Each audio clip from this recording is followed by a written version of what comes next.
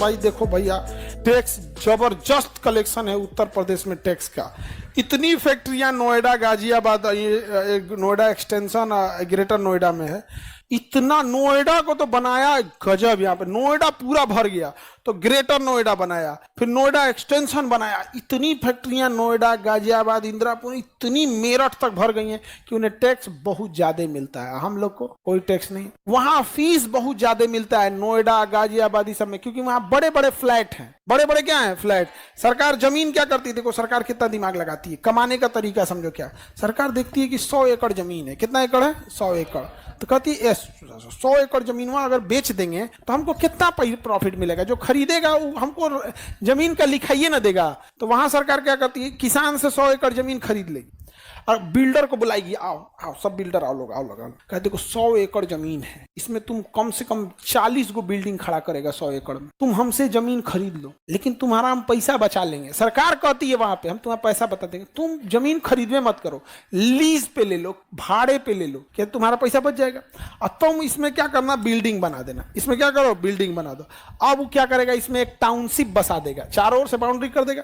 यहाँ एक बिल्डिंग खड़ा कर दिया, यहाँ बिल्डिंग खड़ा कर दिया, ऐसे लाइन से क्या खड़ा कर देगा, बिल्डिंग खड़ा कर देगा। अब बताओ 40-40 तल्ला का बिल्डिंग खड़ा कर दिया। सब बिल्डिंग की खासियत अलग। इसमें एकदम लग्जरी फ्लैट बनाएगा, इसमें 3 BHK बनाएगा, इसमें सबका अलग अलग खासियत होगा। एगो में बैचलर देगा, बाकी सब में फैमिली रख देगा। एक ठो में कहेगा यहाँ पे दुकान वकान खोल सकते हैं, बाकी में नहीं खोल सकते हैं। अंदर प्लेग्राउंड वगैरह बना देगा और यहाँ पे 2000 फ्लैट हटा देगा। कितना हटा दिया, 2000 फ्लैट मान के चलिए हटा दिया, 1000 फ्लैट मान के चलिए। कितना फ्लैट हटा दिया, 1000 फ्लैट हटा दिया। बिल्डर को जमीन खरीदने में पैसा बर्बाद हुआ नहीं, खरीदा ही नहीं, वो तो लोन दिया, वो तो लीज पे लिया। कहा कि किराया देना बस हमको जमीन का, तो किराया हमेशा सस्ता होता है और किराया हर महीने देना है तो पता नहीं चलता है। उसके बाद बिल्डर को सरकार ने कहा कि अपना पैसा मत लगाओ, अपना मत लगाओ, बैंक से तुम्हें लोन दिला देते हैं। बिल्डर का पैसा बच गया, लोन लेगा। अब सरकार कमाने आएगी। 1000 फ्लैट है ना, हर फ्लैट के लिखाई पर सरकार अपना फीस लेगी। जमीन की लिखाई पे लगता है, कहा कि ससुरा कहीं का जमीनिया बेचते तो रजिस्ट्री का फीस एक बार लगता है। 40 तल्ला बनेले हो, उतने जमीनिया का कितना कर दिया, 40 गुना कर दिया। रोजगार भी मिला इसके बनने में। मिस्त्री, मजदूर, प्लम्बर, पेंटर, बिजली मिस्त्री, कारपेंटर, वहां हर फ्लैट में कोई काम करने वाली आएगी जो नहीं पढ़ी लिखी, वो काम कर दे। कितना रोजगार मिल गया यहाँ पे। इसके बाद अब फ्लैट बिकेगा। हर फ्लैट की लिखाई पे मान के चलो एवरेज वहां का फ्लैट 50 लाख का है। कितने का है, 50 लाख। 10% लिखाई लगा तो एक फ्लैट पे एवरेज कितना गया, 5 लाख। सरकार को कितना जाएगा, 5 लाख। इसे 5 लाख से गुणा कर दो। एक फ्लैट पे कितना, 5 लाख। 5 लाख मतलब 5 लाख मतलब 5 जीरो। अब गुणा जीरो गिनो, 1 2 3 4 5 6 7 जीरो में 1 करोड़। इसका 10 से गुणा करो, 50 करोड़। सरकार को कितना आ गया, रेवेन्यू कितना आ गया। बिल्डर का फायदा हुआ कि नहीं हुआ, लोगों को रोजगार मिला। प्लम्बर, पेंटर, ये वो एक टाउनशिप बस गया। जो कभी खेत हुआ करता था डेवलप हो गया, बगल वाले का जमीन का रेट अपने से बढ़ गया, नहीं बढ़ गया। तो विजन होना चाहिए। जब आपके पास विजन था, कितने करोड़ों का सीमेंट बिका होगा, पेंट बिका होगा, छड़ बिका होगा, जमीन डेवलपमेंट हुआ होगा, आवागमन, वहां पे मजदूर आने जाने के लिए बस ऑटो लगी होगी, उनको खिलाने लेने के लिए कोई ठेला वाला, चौमिंग भर, दुनिया भर का लगाया होगा। बनने में 10 साल लगा होगा, इसके बनने में रोजगार मिला।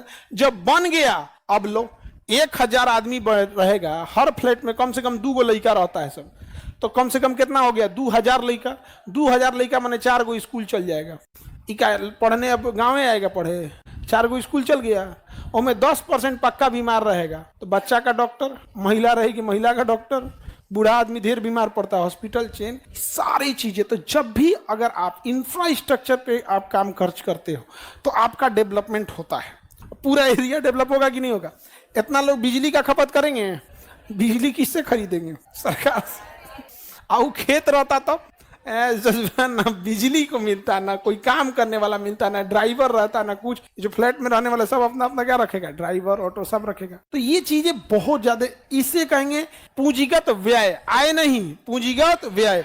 अगर आप कोई निर्माण करने के लिए व्यय कर रहे हैं तो कौन सा व्यय होगा, पूंजीगत व्यय। पूंजीगत व्यय। तो बताओ, जिन मुंबई को देखो, मुंबई में अमीर एक से एक है सब, टैक्स भी ज्यादा मिल रहा है। अब महंगा, किसी भी बिल्डिंग का टॉप फ्लोर को बोलते हैं पेंट हाउस। क्या कहेंगे, पेंट हाउस सबसे महंगा बिकता है, उसके ऊपर कुछ नहीं। पेंट हाउस सबसे महंगा बिकता है फ्लैट में। छत पूरा जबरदस्त बड़का, एकदम अकेले पूरा जबरदस्त बना के घूमते रहो भैया, पेंट हाउस में घूम रहे, नहीं समझे? तो जैसे दिल्ली उल्ली में जाएंगे ना तो कोई एड्रेस बताएगा, फ्लैट नंबर इतना, फ्लैट नंबर उतना, तो लोग नॉर्मल समझते हैं और कहेगा पेंट हाउस। और सूरत में अगर फ्लैट 50 लाख का है तो पेंट हाउस 4 करोड़ का होगा। तो वहां एक अलग स्टेटस है पेंट हाउस। बड़ी बड़े बड़े लोग रहते हैं पेंट हाउस उसमें। हम लोग तो गए हुए हैं मिलने उलने, तो कहते हैं खान सर पेंट हाउस आ जाइएगा, तो हमनी को कौन सी पता पेंट हाउस आ जाइएगा। हम लोग गांव का दुआरा पे रहने वाला आदमी पेंट हाउस, तो फ्लैट नंबर बोलिए ना, तो कह रहे अरे सर किसी से बोलिएगा पेंट हाउस, आपको छोड़ देगा वहां पे। तो अब हमको लगा कि ईट के बोला था पेंट हाउस, इसका मतलब कोई दम है। बाद में देखे पेंट हाउस इतना बड़ा है, बहुत बड़ा पेंट हाउस रहता है। खैर हम देहात वाले, उतना पेंट हाउस बराबर दुआरा होता है हम लोग का। हमने देहात वाला को कौन सी तू बड़का घर देखा रहा, उतना भैंस बनाती है। नहीं समझ, हम देहात वालों को खुला खुला में रहने का क्या है, आदत है। विजन समझ में आ रहा है? तो जब तक आपके पास विजन नहीं रहेगा तब तक। अच्छा, इतना ही पैसा जब लोग चुनाव जीतने के लिए हम आपको इतना पैसा देंगे, ये देंगे, वो देंगे, इससे क्या आ रहा है? वो इंसान अपंग होते जा रहा है। अपंग हो रहा है कि नहीं? इतने जितने फ्लैट है, सारे फ्लैट में देखिएगा ना कोई काम करने वाली आती है। और एक महिला है, एक काम करने वाली घर से अगर मान के चलिए 1000 रुपया भी लेती है बर्तन मांजने का, अगर मान के चलो एक मिनिमम जोड़ते हैं बर्तन मांजना, झाड़ू पोछा करने का, अगर 1000 रुपया लेती है, एक घर में वो 1 घंटा काम सपोज करो इसे करती है, 5 घर पकड़ लेती है, उसका 5-7 हजार हो जाता है। अपना परिवार जिलाने के लिए वो कर सकती है। खाली महिला जो नहीं पढ़ी लिखी है उसको कह रहे हैं, तो खाली ऐसा नहीं है वो खाना बना देगी तो उसका अलग चार्ज है, झाड़ू पोछा का अलग चार्ज है, बर्तन वर्तन का अलग चार्ज है। तो वहाँ होता है ड्राइवर, गाड़ी रखेंगे तो ड्राइवर का जॉब मिलेगा, गाड़ी रखें तो बिगड़ेगा, सोच रहा मैकेनिक लगेगा। तो जब भी क्राउड आएगा, क्या आएगा? क्राउड ऑटोमेटिक रोजगार दे देगा। जिस एरिया में आप स्टूडेंट लोग रहते हो उस एरिया का मकान मालिक कभी सरकार से नहीं कहेगा कि हमको रोजगार दो। ये एरिया का कभियो नहीं कहेगा सरकार से। बस गवर्नमेंट को ये देखना है क्राउड पुल करके लाओ, ऑटोमेटिक रोज। क्या यहाँ के सब्जी बेचने वाला कह सकता है कि हमारा नहीं बिकता है? सोचा ट्रक का ट्रक सब्जी गिरता है यहाँ रात को 3 बजे, कभी आके देखना है ट्रक लगी रहती है मुसल्लापुर हाट पे, सारा सब्जी खत्म। क्या कोई दुकान वाला कह सकता है? सैलून वाला नंबर लगा के काटता है।